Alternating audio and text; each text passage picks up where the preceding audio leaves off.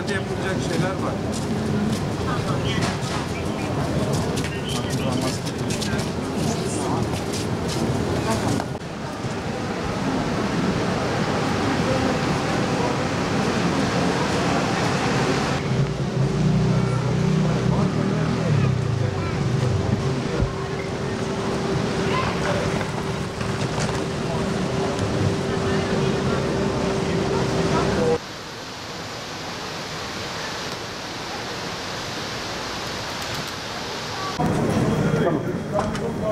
Başta yolda değil mi? Çok güzel, eline sağlık.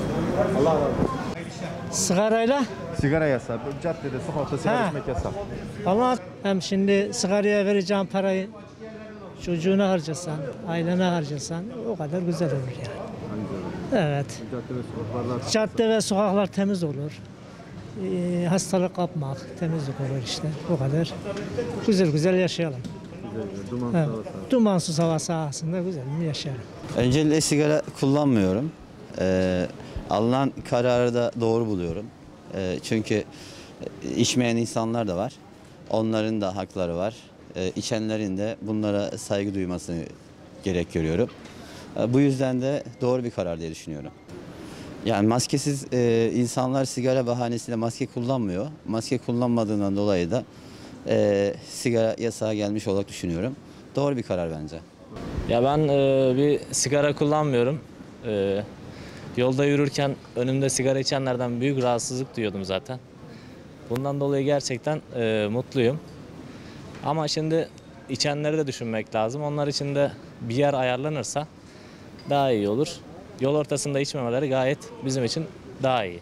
Doğal tabii maskeyle kimsenin maskesini çıkarmadan yürümesi lazım. Ortam kalabalık yerlerde sigara içilmemesi bizim için daha iyi. Son derece yerinde sigarayla yaptıklarımızla gurur duyuyorum ama hiç içmesek ne güzel olur diyorum. Kendi yakınıma söz geçiremiyorum bazen. Söz de olmuyor. Mesele beyinde bitiyor. Bunu sigarasız doğduk.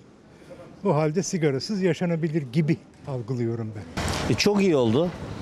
Yani durağa gidiyoruz, yandaki sigara içiyor. Biz sigara içmeyenler rahatsız oluyoruz. Dolayısıyla bu konuda bu konuyu destekliyorum.